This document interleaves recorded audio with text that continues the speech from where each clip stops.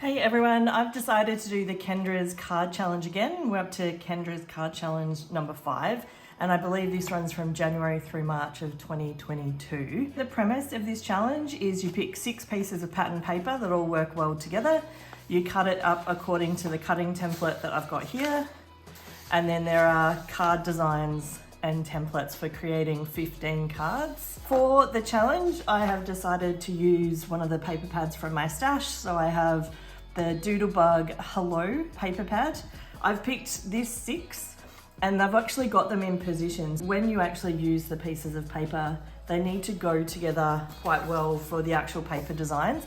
All of these are color coded. I have a black and white printer, so sorry about that. But I've gone through and checked which color combinations would work really well for these designs and have specifically set them up as A, B, C, D, E, F. As well as having these pattern papers, one of the things I remember from challenge number 4 is that it's really important to have some coordinating paper or some embellishments to go with it. So I've got a couple of things ready to go. One is this is my box of random happy birthday sentiments, so I thought some of these might be useful along the way. From the paper pad, there was also 2 pages of cut aparts. These are actually really small, like they're all 1.5 by 2 inches, but I might have an opportunity to use some of those, and they're fantastic because they already coordinate.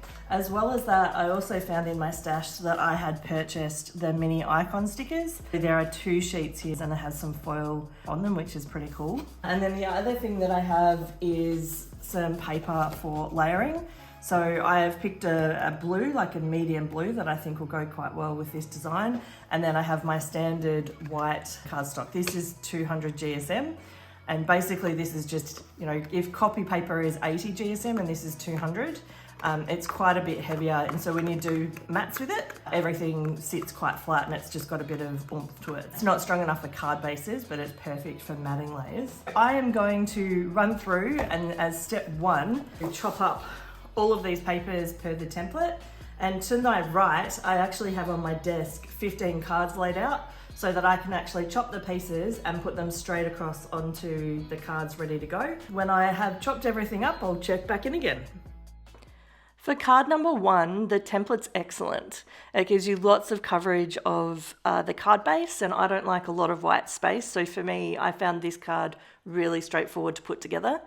I just added the first pattern paper rectangle, and for the second one, I'm going to prop that up a little bit on the left-hand side so that we don't have a noticeable dip and it all sits nice and flat when I add the second piece onto the card. I'm going to add the third piece and then the sentiment, but for me, I felt like I needed to add something a little bit extra. So I'm going to pull out my icon stickers for card 1, and I'm going to take a look at something that I think could fit onto that second pattern paper there just above the green. I'm looking at the different color butterflies and I've decided that the pink one looks the best. So that is card number 1 complete. For card number 2, it had a rectangle in the middle with a matting layer that didn't go all the way to the edge. So traditionally for an A2 card base, which is 5.5 by 4.25, you would have a matting layer that is 5.25 by 4, so a 1/4 inch smaller on top and side. With this one, it didn't have that, but I decided that that's what I wanted to use anyway. So you can see here I put 2 panels, one at the top and one at the bottom. And then when I added the third one, I've left a noticeable gap. And so I've just cut some extra cardstock into a bit of a strip, and I'm adding some gold and white stripes. So it adds a bit of shine to the card, but it also means that I don't have an odd gap at the top and the bottom of my card.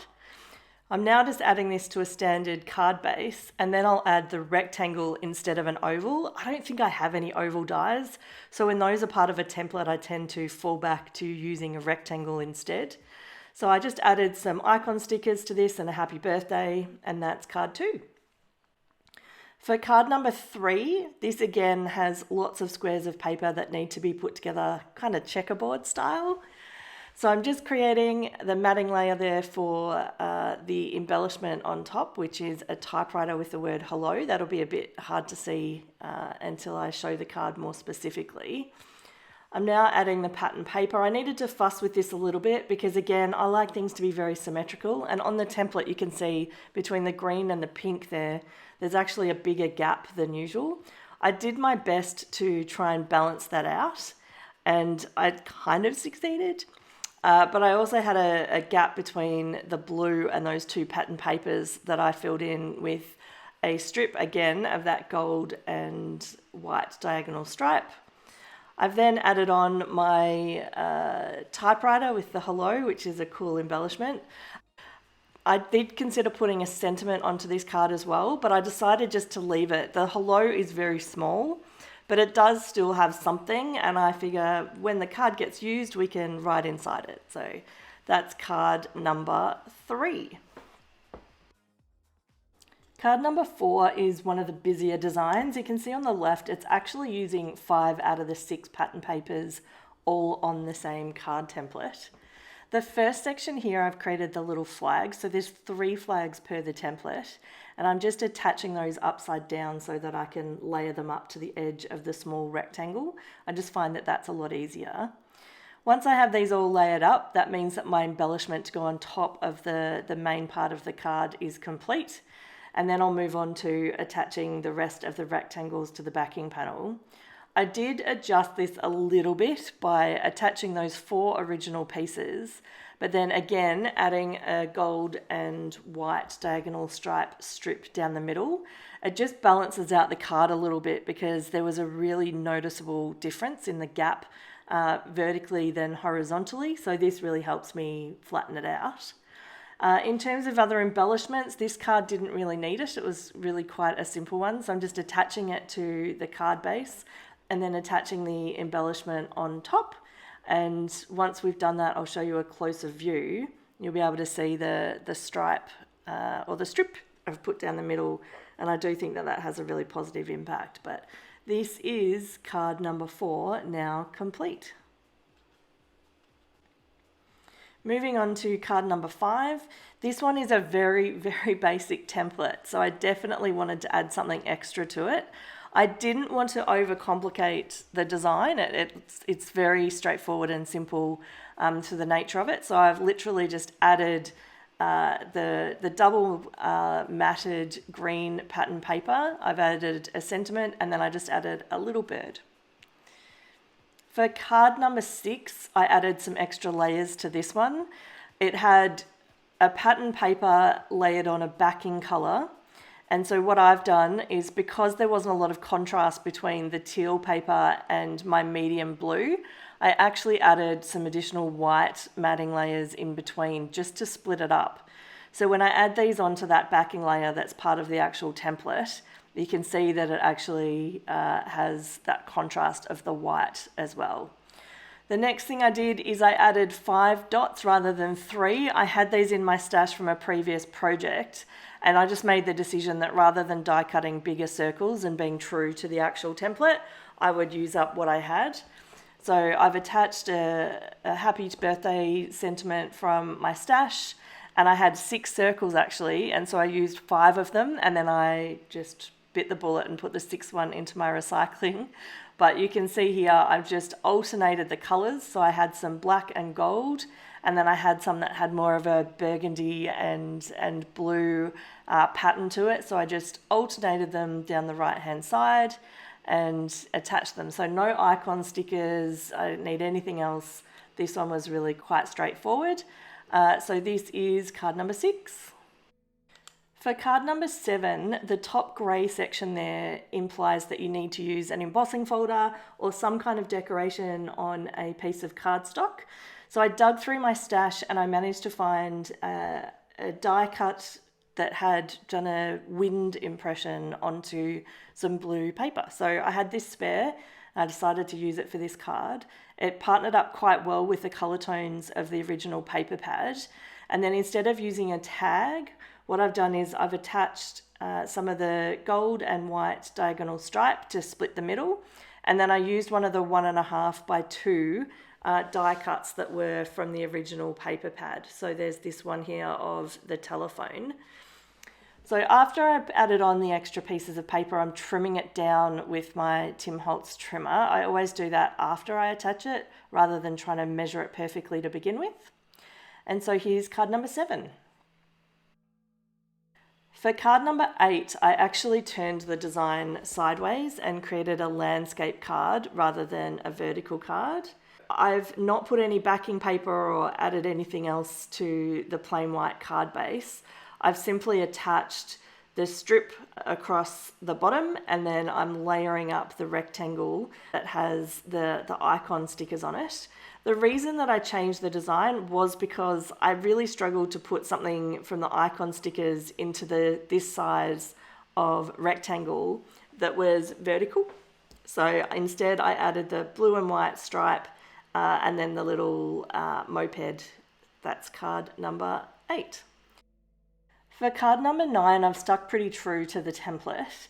That includes including a bow on the card, which I wouldn't normally do. I did have some bows that were stickers as part of the icon series, so that simplified it a lot. You can see on the right hand side the diamond embellishment with the bike. Right now I'm attaching all of the pattern papers, or the 2 pattern papers, to the medium blue backing panel and just lining those up. And then I'm layering the diamond on top of the card. This was a little bit fiddly. I don't know if I cut my pieces of paper a little bit wonky or what I had done, but I managed to cover up where it didn't quite meet correctly at the point where I added the diamond on top of the card. Once I've done this, it's a matter of adding a sentiment. I just used a little happy birthday, which I layered up a little bit. That was from my stash, so I didn't have to stamp or prepare anything for it. I'm now just adding the main part of the card to the A2 card base, and this is card number 9 complete. For card number 10, this also required an oval die, so I've adjusted it to use a circle instead. In hindsight, I probably should have used a bigger circle so that it had more of a commanding presence on the card, but I'm still happy with what I ended up with in the end. Also, the pattern paper for this one just happened to be the gold and white diagonal stripe, which is very shiny and very bright and very different to what I would normally create. But I did just hold true to the design, and I used the pattern paper as it landed based off the template challenge. For the embellishment, I'm just adding the white layer here to the matting layer. And then so that it sits nice and flat on the card, I've added some spare cardstock behind it. Now just adding, I've got a guitar and a happy birthday. It's really quite simple. I didn't add too many stickers or too much to the design. Just one of the icon stickers and a happy birthday stamp. And now attaching the panel to the standard A2 card base, which is 5.5 by 4.25. And that's card number 10 complete.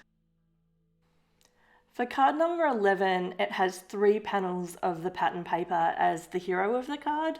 So it's the primary focus straight through the middle. The way that I do this is I add all of the 3 pattern papers by doing them right up to the edge and upside down on the panel here. That way the corner that I'm attaching it to is the closest and I've got the clearest view. I also put the 2 pattern papers on the outside and then the one that's a bit more plain in the middle because it balances it out really nicely. In terms of a sentiment, I had a spare banner and I stamped a happy birthday onto that.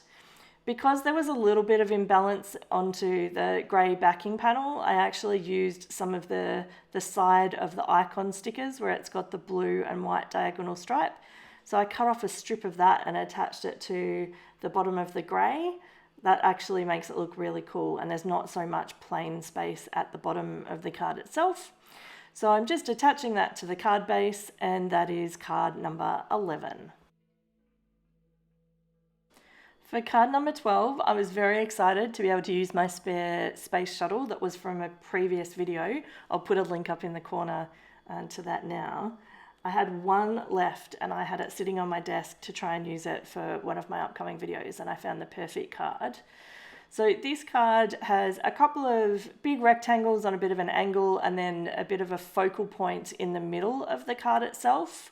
So after I layered up the grey rectangle and then the pattern paper rectangle, which is this blue, I then just attached a navy blue piece of paper layered in white in the middle.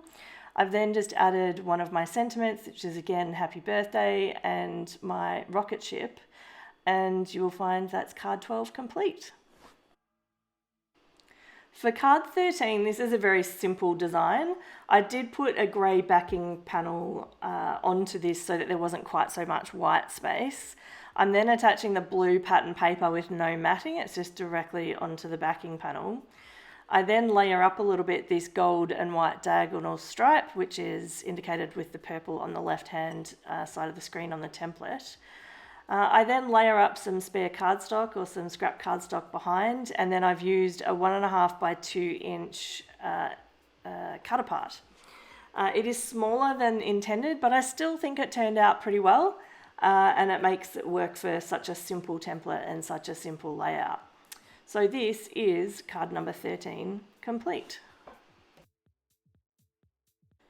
For card number 14, this only uses 2 of the pattern papers, and they're 2 rectangular strips that have quite a few layers involved. So you can see here that I've actually got them layered with some white mats, and then that goes onto the navy blue. And then under that, there's a grey backing panel, and then that goes down to the white card base. So this one is quite a layered design, even though it only uses a few of the pattern papers themselves. So you can see here that I'm attaching them to the navy blue panel, getting that main section ready to go. And then I'm going to attach this directly to the grey paper that is the backing piece. After that, I'm going to attach the section across the bottom. Now, I've used again the blue and white diagonal stripe from the icon stickers. So rather than using a piece of cardstock or some pattern paper, that strip down the side has become really, really handy. So in addition to this, the other key thing to note is with the sentiment and the circle, I've attached one of the guitars again, but this time I also used a couple of the smaller stickers to add a little bit more interest. I often forget about those, so it was a good way to use them up. So card 14. For card 15, I think all of these layers are supposed to create almost a birthday cake style card. I had originally thought about maybe putting some candles on top or drawing them with a fine liner. And in the end, I've layered up all of these pattern papers in whatever order the pieces were. It turned out that the designs actually went together pretty well. And then I thought, is there a sticker or something that I can use to add a bit more interest? Because this just looked so plain. So in the end, I found some of the little flower stickers and I added those to what looks like one of the focal layers on the cake itself. So I've got these 4 little yellow flowers. And then I thought the navy on the top, maybe I could do something similar. So I've got 3 little hearts that I've attached at the top. And honestly, it just adds so much more interest to the card. It worked out quite well. And then I didn't add a candle, but for some reason I decided that I was going to add a bird. Okay, so I've finished all the cards. There's 15 in total. I really like how they turned out. I did add quite a few things to it, so lots of layers, quite a few stickers. I did use part of the additional gold piece of paper to do some stripes. All right, I've put a link here to another video I think you might enjoy. Have a great day.